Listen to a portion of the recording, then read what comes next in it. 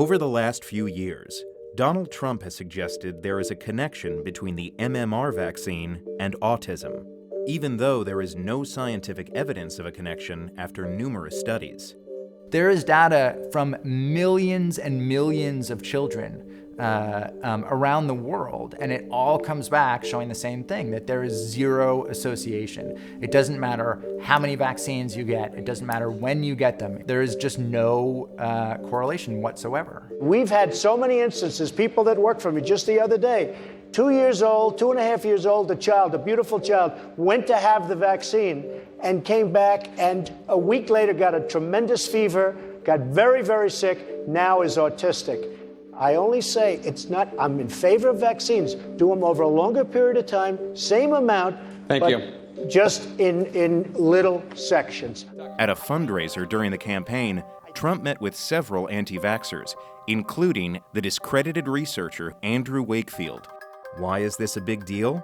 The current vaccine scares and controversies that we're still dealing with today stem from a 1998 paper by Andrew Wakefield that appeared in The Lancet, a very respected medical journal published out of the UK. It's a dilemma. Despite the fact that it was a preliminary study, the British media ran with it. Doctors at the Royal Free Hospital believe they may have discovered a link between the combination vaccine and a bowel disease that can progress to autism. We would not come to this nor present this paper for publication in The Lancet unless we had conducted extensive virological studies already. But actually, there were some major problems with Wakefield's study. First of all, it was comprised of only 12 children. The notion that you would take a 12-person case study and make claims about a population as a whole is ridiculous. And that's not all. There was a major conflict of interest at play. Right before this paper came out, Andrew Wakefield took out a patent for an alternative measles vaccine of exactly the type that parents would want if his hypothesis was true.